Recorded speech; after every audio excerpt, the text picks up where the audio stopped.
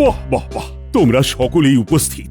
ভালো খবরই সবাইকে দেবার আছে। না মহারাজ, সকলে উপস্থিত নয়, বিজ্ঞানী অনুপস্থিত। যাই হোক, আমি যেটা বলতে চাইছি যে খবর এসেছে নবাব আমাদের এখানে পরিদর্শনে আসছেন আগামী পরশু। মহারাজ, এটা কি খুব শুভ সংবাদ? আহা, নবাব আসছেন যখন তখন নিশ্চয়ই শুভ সংবাদ। আমাদের কৃষ্ণনগর নবাব বাহাদুর বিশেষ পছন্দ করেন কিনা, তাই হাওয়া খেতে আসছেন।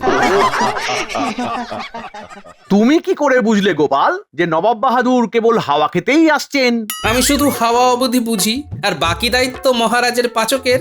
সে যা ভালো মন্দ নবাব বাহাদুরকে খাওয়াবে, নবাব তাতেই খুশি হবে। কিন্তু মুশকিল হচ্ছে হাতে সময় খুব কম। নবাব আসছেন আগামী পরশু। এখন এর মধ্যেই নবাবের আপ্যায়নের জন্য আমাদের যা সমস্ত বন্দোবস্ত করে ফেলতে হবে। মহারাজ, নবাব বাহাদুর এর আগে যতবার এসেছেন তিনি এই প্রাসাদের তার বিশেষ পছন্দের ঘরে থেকেছেন। আমি ইতিমধ্যেই সেই ঘর একেবারে ঝকঝকে তকতকে করে রেখেছি। বাহ বাহ বাহ, বেশ বেশ বেশ। ইতিমধ্যে ঝকঝকে করা হয়ে গেছে মহারাজ। মন্ত্রীমশাই মনে হয় মাঝে মাঝে সেই ঘরে গিয়ে বিশ্রামও নেন। বাজে কথা বলবে না গোপাল, আমার বিশ্রাম নেওয়ার কি ঘরের অভাব পড়েছে? তোমরা চুপ করো তো। আমি যেটা বলতে চাই গোপাল, বলুন মহারাজ। নবাব তোমাকে বিশেষ পছন্দ করেন। আগে মহারাজ, আমাকে অবশ্য দু একজন বাদে সবাই পছন্দ করে, আর আপনি তো আমাকে ভালোবাসেন মহারাজ। মহারাজ, মহারাজ মাফ করবেন, এটা কি আপনি ঠিক বললেন? আমি যদি বলি যে নবাব বাহাদুর আপনাকে সব থেকে বেশি পছন্দ করে কারণ আপনি মহারাজ, আর তারপরেই যদি কারো স্থান হয় তাহলে সেটা আমি, কারণ আমি মন্ত্রী। হ্যাঁ, সে হয়তো করে, কিন্তু নবাবের মতিগতি না সব সময় আমিও বুঝতে পারি না। কিন্তু গোপালকে নবাব বিশেষ পছন্দ করেন, আর এটা নবাব নিজের মুখেই আমাকেই বলেছিলেন। একই সাথে নবাব আক্ষেপও করছিলেন যে গোপালের মতো একজন তাঁর সভায় থাকলে খুব ভালো হতো। শুনেছি মহারাজ, আমি জানি নবাব বাহাদুর আমাকে খুব পছন্দ করেন, একই সাথে ভরসা করেন আর বিশ্বাস করেন। আমারও সেটাই মনে হয়। উনি আমার কবিতা শুনতে আগ্রহী হন না, কিন্তু গোপালকে নিয়ে তিনি সব সময় আগ্রহী। ঠিক বলেছ। তাই আমি চাই নবাবের আপ্যায়নের সমস্ত দায়িত্ব গোপালকে দিতে। কি গোপাল, পারবে তো? বিলক্ষণ মহারাজ। তুমি থাকবে সর্বাগ্রে। তুমি ফুলের ডালা নিয়ে নবাবকে বরণ করবে, তাকে রাজপ্রাসাদে নিয়ে আসবে। তিনি যখন বিশ্রাম নেবেন তখন তার খোঁজ নেবে। এছাড়া নবাব যে কদিন থাকবেন তাকে হাস্যরসে মজিয়ে রাখবে। কোনো অসুবিধে নেই মহারাজ, আমি সমস্ত দায়িত্ব পালন করব। আমি কৃতজ্ঞ আমাকে এই দায়িত্ব দেওয়া হচ্ছে বলে। কিন্তু কিন্তু মহারাজ, এটা কি করে সম্ভব? এই দায়িত্বের জন্যই আমি মন্ত্রী, আমি থাকি। এবারে তার আর প্রয়োজন দেখছি না। আর তুমি তো থাকছোই, কিন্তু সব সময় নবাবের সাথে ওঠা পড়া তোমার না করলেও চলবে। এখন চিন্তার ব্যাপার হলো যে নবাব যেদিন আসবেন সেদিন সবাইকে উপস্থিত থাকতে হবে। আমরা সকলেই থাকবো মহারাজ। বিজ্ঞানীর কি হলো খবর নাও গোপাল। সে আসে না কেন? সে কি ভয়ঙ্কর কোনো গবেষণায় লিপ্ত? তাই মনে হয় মহারাজ। যখন সে গবেষণা করতে থাকে তখন আহার নিদ্রা সে ভুলে যায়। আমি এক্ষুনি তার খবর নিচ্ছি মহারাজ। তাহলে তুমি কিভাবে ব্যবস্থা নেবে গোপাল? মহারাজ, সবার আগে আমার নিজের বাড়ির বাজার করে দেব। এক ফোঁটা ঘিও নেই। বটে। গোপাল, তুমি বাড়ির জন্য ঘি কিনবে, তাতে নবাবের কি যায় আসে? চিন্তা করবেন না মন্ত্রী মশাই, আমি একই সাথে দেখে নেব নবাবের জন্য ভালো বাজার কি করা যায়। কেমন? সে কাজ তো তোমাকে দেওয়া হয়নি গোপাল।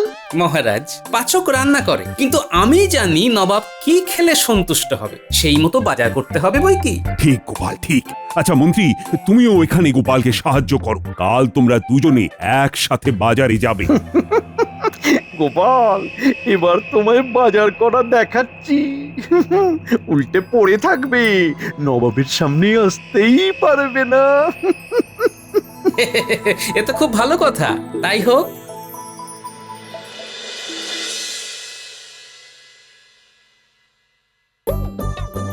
বুঝলে বিজ্ঞানী, তোমার এই গবেষণাগারে দিনের বেলাতে কিরকম গা ছমছম করে।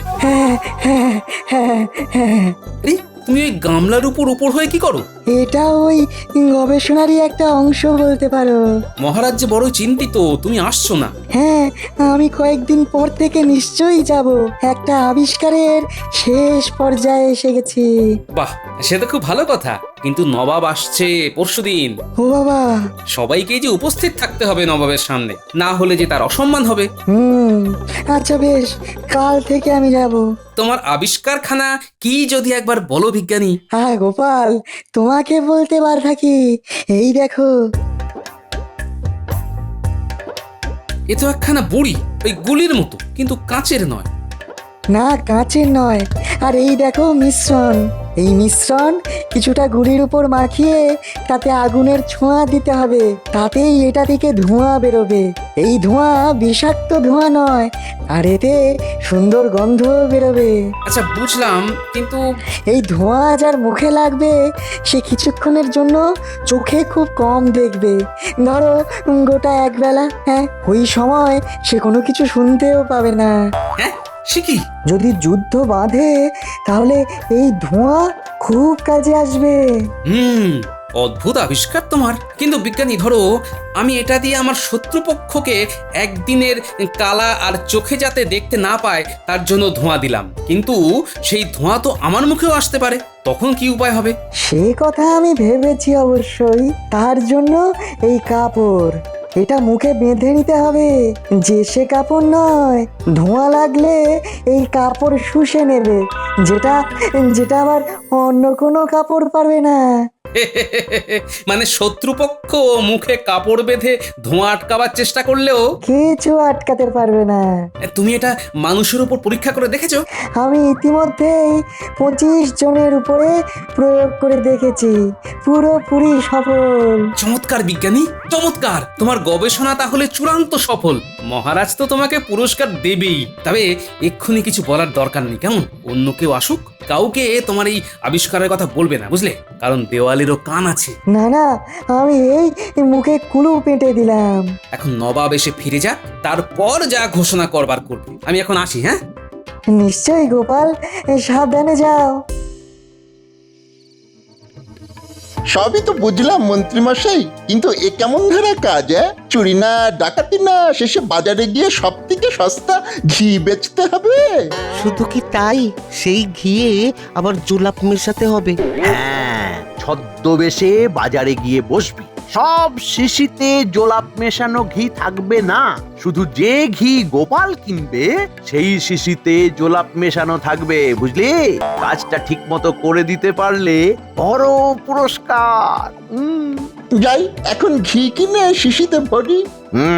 যা যা যা যা যা, তোরা বাজারে বসবি আর এই অনুমতি পত্রটা দেখাবি। আজ্ঞে।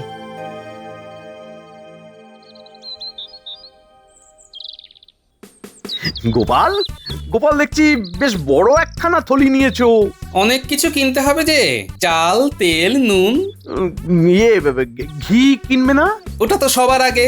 ঘি ভাতের মজাই আলাদা। চলো চলো চলো, বাজার এসে গেল, চলো।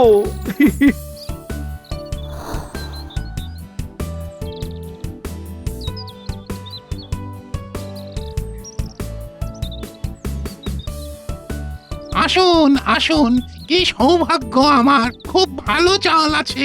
এই তোমার চালের দাম বড় বেশি। আগে সস্তার চালও আছে, তবে কাঁকড় বেশি হলে আমাকে পরে দোষ দিও না গোপাল। সব থেকে সস্তা যেই চাল তার একটা বস্তা তৈরি রাখো, আমি ওদিকে ঘি আর মাছ নিয়ে আসি।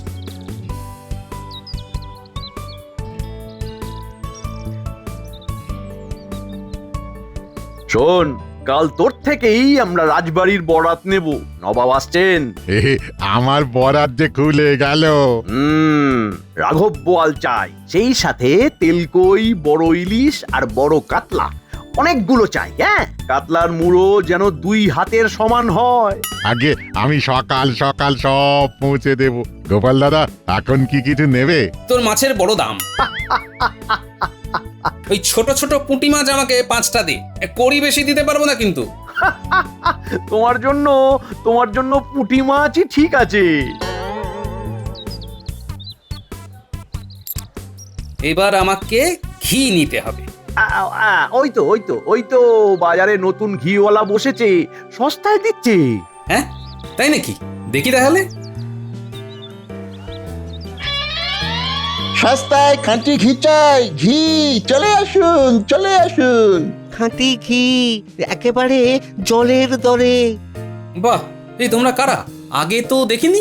আমরা দূরদেশ থেকে এসেছি, এই কটা ঘি আছে, বিক্রি করে চলে যাব। কত দূরের দেশ? সেই পাহাড় থেকে, হ্যাঁ। সেই হিমালয়। হিমালয় থেকে নদিয়া এসেছো ঘি বেচতে? আমাদের ওখানে মানুষ কম, গরু বেশি, তাই অনেক ঘি হয়। গোপাল, অত কথায় কাজ কি? দেবে তো নাও, না হলে সময় নষ্ট না করে চলো। দাও দেখি তোমাদের ঘি। খুব সস্তায় পেলেন, আজকেই বাড়ি গিয়ে খেয়ে দেখুন, মনে হবে এত সস্তায় অমৃত খাচ্ছেন। নিশ্চয়ই, আমি এই বাড়ি গিয়ে এখনই ঘি ভাত আর পুঁটি মাছের ঝোল খেয়ে বেরোব।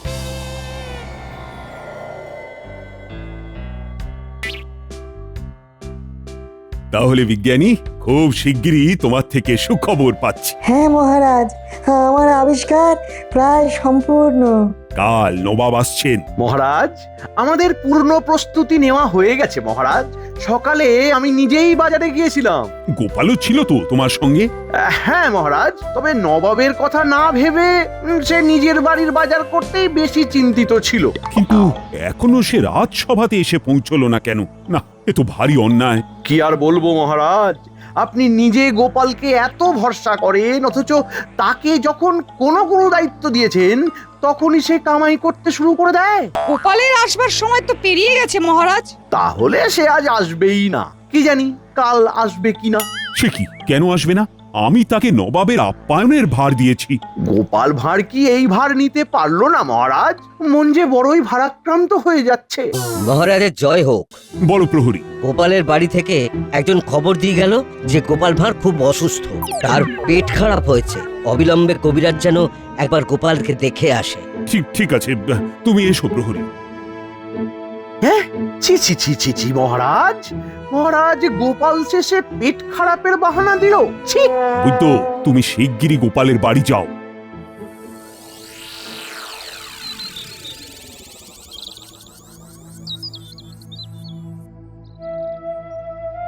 কি বুঝছো নারী ধরে বৈদ্য?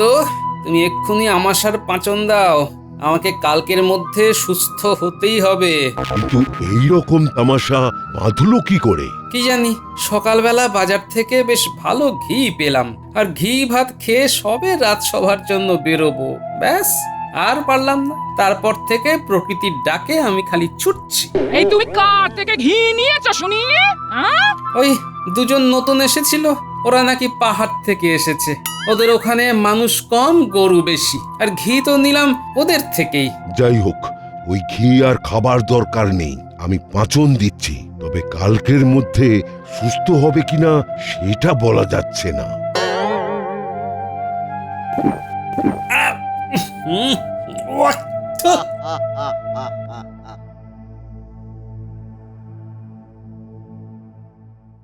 আমি যদি কাল নবাবের সামনে না দাঁড়াতে পারি, তাহলে মন্ত্রীর লাভ সব থেকে বেশি। কারা ওই ঘি দিল? এই পুঁটি, গুলটে, ন্যাপলা, এদিকে একবার শুনে যেত তোরা। আমি তো একটু আগেই মন্ত্রী মশাইয়ের সাথে দুজনকে দেখলাম কচুবনের ধারে। হ্যাঁ, সে কি? আচ্ছা ঠিক আছে, যা তোরা। মনে হচ্ছে বটা ঘটা আর মন্ত্রী ছক্কসে আমাকে ঘি বিক্রি করেছে। কাল রাজসভাতে আমি বলে ফেলেছিলাম যে আর কিছু না হোক ঘি আমাকে কিনতেই হবে। মন্ত্রী নিজেই বলল দুজন সস্তায় ঘি দিচ্ছে। আচ্ছা, আমার মাথার ঘিলু কি কমে গেল? হ্যাঁ, ঠিক ওই দুজন বটার ঘটাই, পুরোটা সাজানো। বেশ, আমিও দেখি কি করতে পারি।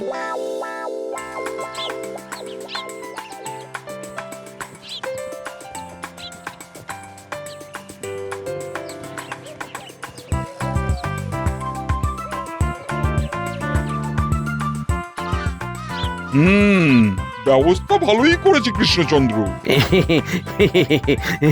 আশা করি এতটা পথ আসতে নবাব বাহাদুরের কোনো কষ্টই হয়নি। কি সৌভাগ্য আমাদের, কি সৌভাগ্য! প্রাসাদের অন্দরে আপনাকে সাদর অভ্যর্থনা জানাই নবাব বাহাদুর। চলো চলো চলো এই সবাই।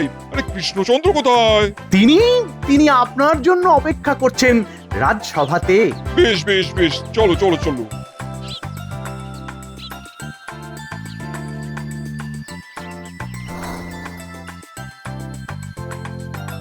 কৃষ্ণচন্দ্র, তুমি সভা চালাও, আমি বরং বিশ্রাম নিই।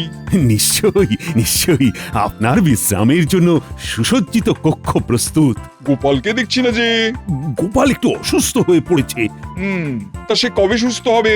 আমি গোপালকে দেখে এসেছি, সে ওই 3-4 দিনের মধ্যেই সুস্থ হয়ে যাবে। ভেবেছিলাম পরশু চলে যাব, কিন্তু গোপালকে না দেখে যেতে মন মানছে না। গোপাল সুস্থ হয়ে আসুক, তারপরেই যাব।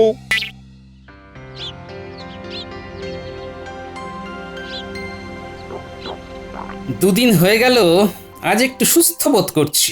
এখন আমার কোনোভাবেই বসে থাকলে চলবে না। কি গো গোপাল, কেমন আছে শরীর? ওদিকে তো ধুন্ধুমার। আজ একটু সুস্থ। যাক, খুব ভালো। এদিকে নবাব তোমাকে না দেখে যাবেন না। আজ তাহলে তুমি প্রাসাদে আসছো? বিজ্ঞানী হে, অনেক কিছু কাজ করতে হবে। তুমি এসেছো, খুব ভালো হয়েছে। তোমার আবিষ্কারের আরেকটি পরীক্ষা করতে হবে। কি রকম? এই ন্যাপলা, আছিস কাছে পিঠে? যাক বাবা, এক ডাকেই তো সাড়া পেলাম। শোনো বিজ্ঞানী, তুমি ন্যাপলাকে নিয়ে যাও আর তোমার আবিষ্কারের কথা বুঝিয়ে দাও। হ্যাঁ আচ্ছা বেশ। আমি তোমাদের বুঝিয়ে দিচ্ছি কি করতে হবে।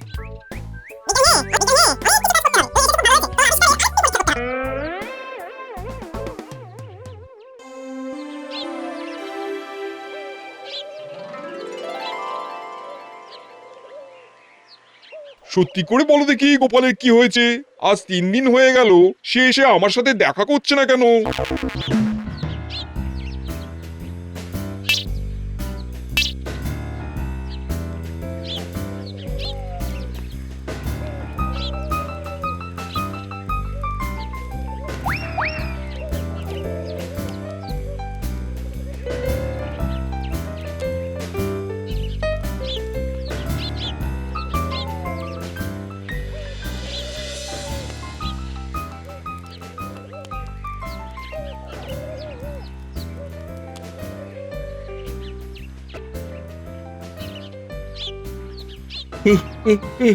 ওরে বাবা, ওরে বাবা, চোখের দৃষ্টি এত এত এত ঝাপসা হয়ে গেল কি করে?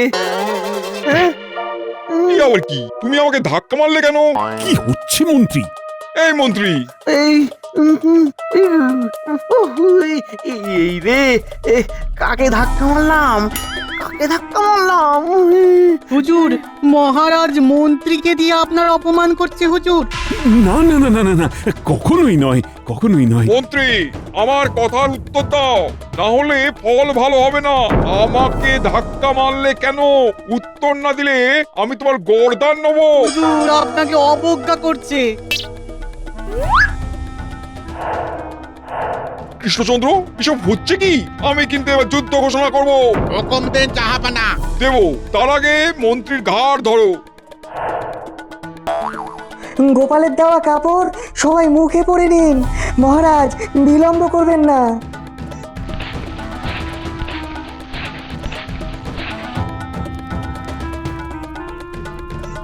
এসব হচ্ছে কি? এই এই ওরা কারা পাটকাঠি চালাচ্ছে? এই যে আমি এসে গেছি নবাব বাহাদুর। কি ব্যাপার? এসব হচ্ছে কি? সবাই মুখে কাপড় পরেছে কেন? গোপাল, তুমি কোথায় ছিলে? বলো, মন্ত্রী এরকম করছে কেন? মন্ত্রী কালা হয়ে গেছে নবাব বাহাদুর। আপনিও আর এখানে থাকবেন না, তাহলে সবাই আপনারা কালা হয়ে যাবেন। ওই মন্ত্রীর মতো হাল হবে। এই সব আমাকে অপমান করার জন্য। চলো যুদ্ধ শুরু করো। কি কাণ্ড! ও গোপাল, আমাকে সব বুঝিয়ে বলবে? যত নষ্টের গোড়া আপনার মন্ত্রী। আর এই যে দেখছেন, এই সব বিজ্ঞানীর নতুন আবিষ্কার। আক্রমণ! ওরে বাবারে! আক্রমণ! কিন্তু গোপাল, নবাব আক্রমণ বললেও সেনারা কেউ কিছু করছে না তো। ওরা কানে কেউ কিচ্ছু শুনতে পারছে না, চোখেও ভালো দেখতে পাচ্ছে না। মহারাজ, এই বেলা নবাবদের জুড়ি গাড়িতে করে মুর্শিদাবাদ পাঠিয়ে দিন, কাল পৌঁছে যাবে। এরকম হয়ে থাকবে নাকি? আগে একটা গোটা দিন গোটা রাত সব বুঝতে বুঝতে নবাব তার জায়গায় পৌঁছে যাবে মহারাজ। সেই ভালো।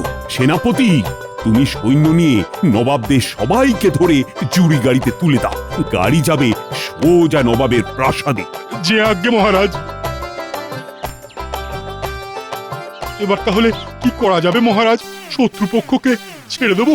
হাজার হোক নবাব আমাদের অতিথি, এখন আমাদের মন্ত্রী হবে নবাবের অতিথি। এটা ঠিক কাজ করেছেন মহারাজ। কাল নবাব আর বাকিদের যখন হুঁশ ফিরবে, সবকিছু শুনতে পাবে, দেখতে পাবে, তখন আমি চাই নবাব আমার মন্ত্রীর সাথে বোঝাপড়া করে নিক। নির্ভুল মহারাজ। এই সোজা নবাব আর বাকিদের নিয়ে চলে যাও মুর্শিদাবাদ।